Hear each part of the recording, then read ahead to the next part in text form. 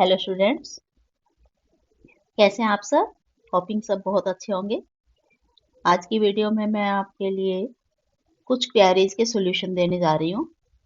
Real number पे based बहुत सारी क्वेरीज मेरे पास आई हैं, लेकिन मैं सभी क्वेरीज को तो इस वीडियो में नहीं ले सकती, इसलिए मैंने उसमें से मेन कुछ 3-4 क्वेरीज उठाई हैं जिनको सोल्व मैं यहाँ पे कर रही हूँ।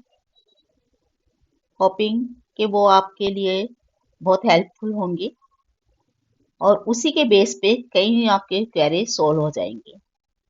तो सबसे पहले जो क्वेरी मैं आपके लिए ले रही हूँ, ये लिखी हुई है आपकी स्क्रीन पे।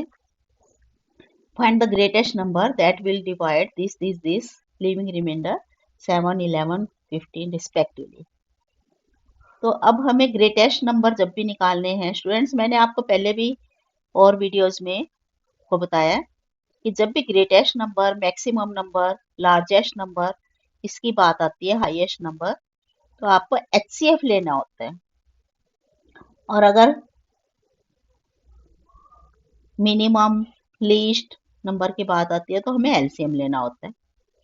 तो यहाँ पे फाइंड द ग्रेटेस्ट नंबर है, तो इसके लिए हम एचसीएफ लेंगे। अगर आपने अभी रियल नंबर्स के ऊपर, वैसे मैं आपको सजेस्ट करूंगी कि अगर आप इस वीडियो से पहली बार अभी देखने लगे हैं तो आप रियल नंबर से रिलेटेड और सारी वीडियोस देखिए आप मेरी प्लेलिस्ट में, इसी वीडियो की डिस्क्रिप्शन में मिल जाएगा जिसका लिंक। मैं यही आपको सजेस्ट करूंगी कि आप वो जरूर देखें ताकि आप शुरू से ही समझ सके रियल नंबर्स होते क्या हैं और किस तरह से हम उससे रिलेटेड क्वेरीज सोल्व कर सकते हैं। तो यहाँ पे आपके पास है query find the greatest number, लेकिन इसमें ग्रेटेस्ट नंबर के लिए हमने लेना है एचसीएफ ही। यहाँ पे दिया हुआ है लिविंग रिमाइंडर्स 7, 11 एंड 15 रिस्पेक्टिवली। तो अगर शुरू में हम ये रिमाइंडर्स जो है इन नंबर्स में से माइनस कर देते हैं, तो इट मीन जो नंबर हमारा बचेगा वो परफेक्टली डिविजिबल होगा एचसीएफ से। तो हम इसलिए जिसमें भी ऐसे लिविंग रिमाइंडर्स हों उसको शुरू में ही माइनस कर दो। ऐसे इसमें से 7 माइनस करना है 391, 436 में से हमने 11 माइनस करना है 425 और 542 है, इसमें से हमने 15 माइनस करना है। अब ये जो 3 नंबर्स हमारे पास आए हैं, हमने इन 3 नंबर्स का एचसीएफ लेना है, क्योंकि जो लिविंग रिमाइंडर्स थे वो हमने पहले ही सब्ट्रैक्ट कर दिए नंबर्स में से। तो अब जो नंबर बचे हैं, these numbers will be perfectly divisible by HCF. अब इनका एचसीएफ लेने के लिए मेथड वही रहेगा, प्राइम फैक्टराइजेशन से 3191 के हमने फैक्टर्स बनाए तो हमारा ही जाएगा 17 इंटू 23। नेक्स्ट है 425, इसके अगर हम फैक्टर्स बनाएंगे तो बनेंगे 17 इंटू 5 इंटू 5। नेक्स्ट नंबर हमारे पास है 527, इसके फैक्टर्स बनाने पे ये आए फैक्टर्स, प्राइम फैक्टर्स तीनों नंबर्स के। अब एज यूजुअल हम ऐसे देखेंगे जो तीनों नंबर्स में कॉमन हो, जो फैक्टर तीनों नंबर्स में कॉमन होगा वही हमारा एचसीएफ होगा। इन तीनों में हम देख रहे हैं स्टूडेंट्स, ये 17 कॉमन है और कोई भी नंबर हमारा कॉमन नहीं है, इसलिए हमारा एचसीएफ होगा यहाँ पे 17। तो रिक्वायर्ड नंबर जो फाइंड द ग्रेटेस्ट नंबर हमने निकालना था, that will be 17। Required number will be 17. This will be the answer. Next query है,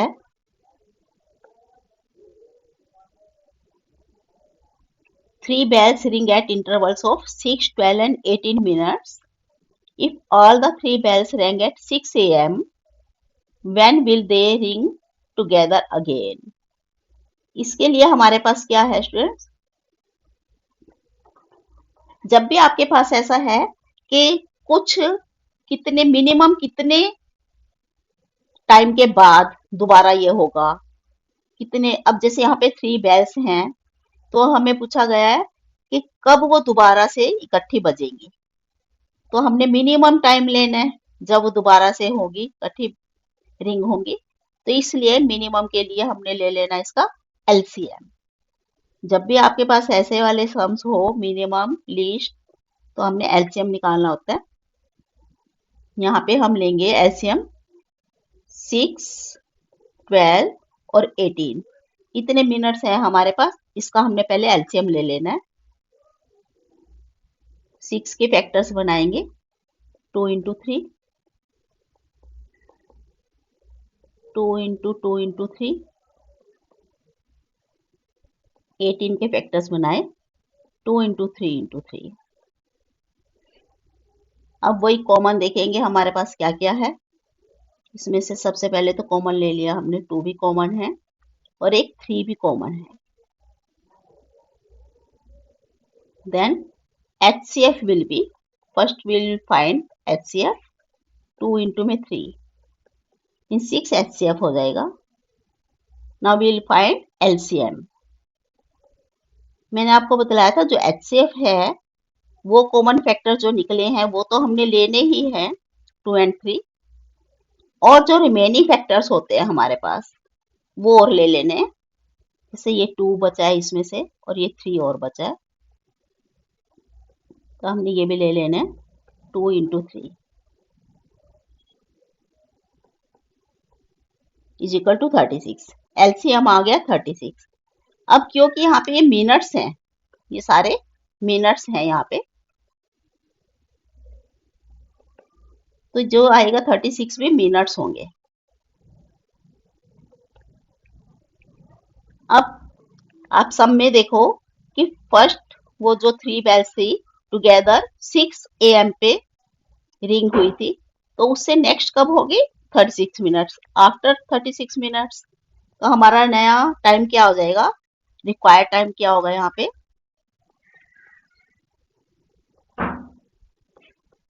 6 AM तो है ही, 6 आवर्स के बाद 36 मिनट्स और उसमें ऐड हो जाएंगे, प्लस 36 मिनट्स। इट मीन्स 6:36 पे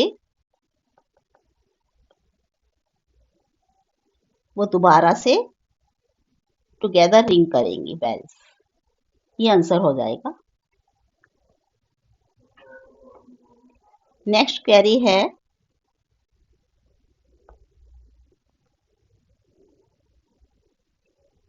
has the rational number this a terminating or a non-terminating decimal representation।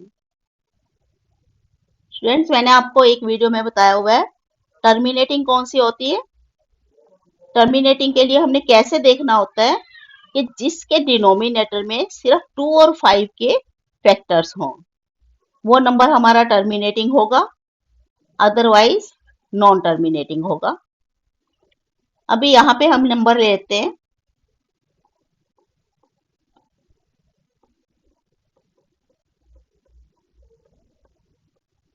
अब यहां से देखने में तो आपको लग रहा होगा क्योंकि डिनोमिनेटर में इसके, ये जो डिनोमिनेटर है इसमें फैक्टर्स 2, 5 और 7 भी है, लेकिन हम पहले इसको सोल्व करेंगे।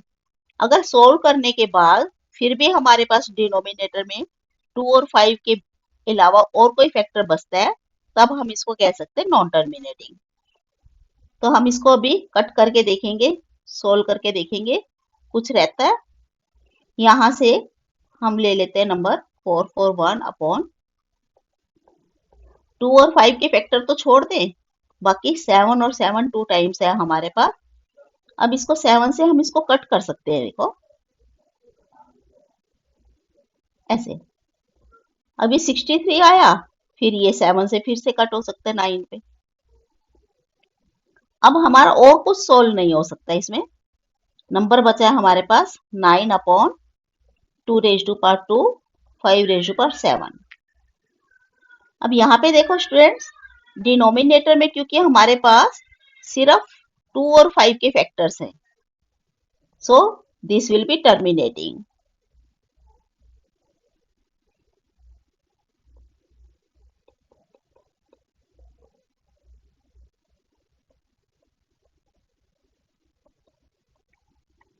Decimal representation.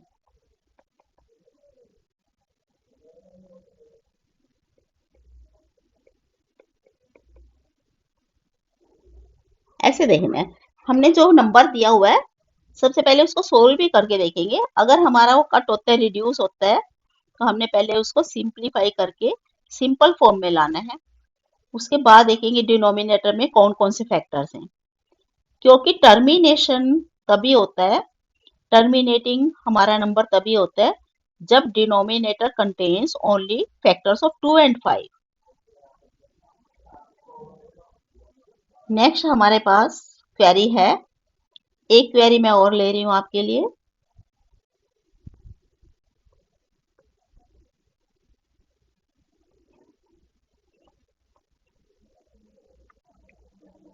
Two numbers are in the ratio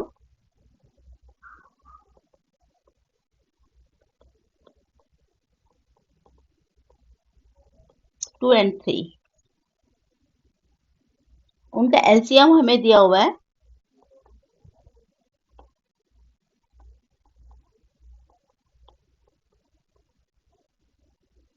तो हमें करना है एचसीएफ फाइंड आउट करना है।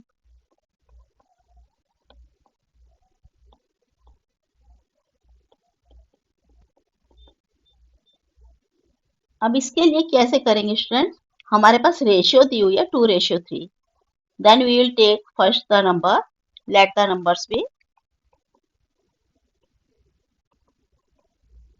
2x and 3x।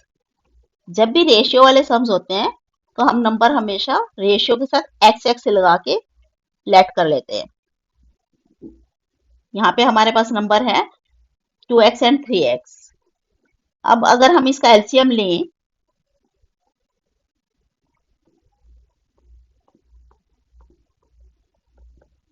क्या होगा, 2 के फैक्टर है 2 and x,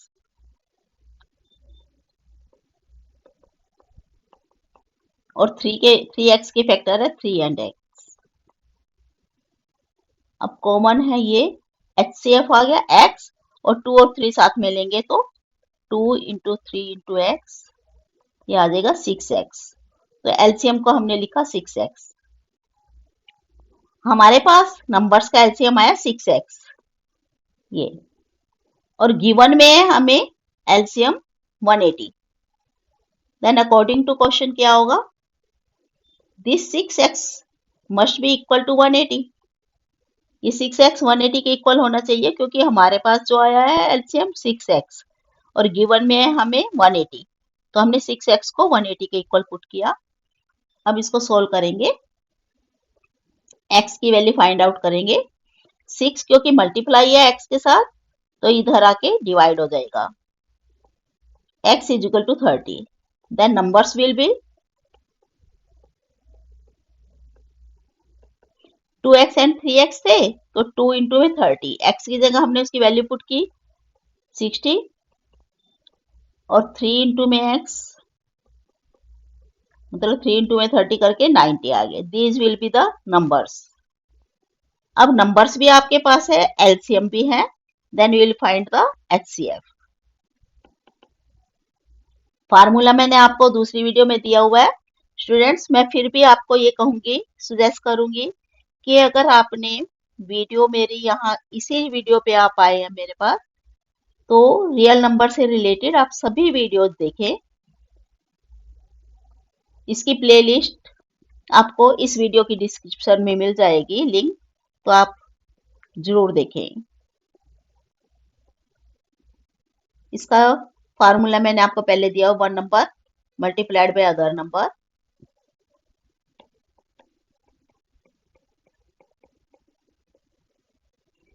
अब वन नंबर हमारे पास है 60, अदर नंबर है 90, और एचसीएफ हमने फाइंड आउट करना है, जबकि एलसीएम हमें दिया हुआ है 180।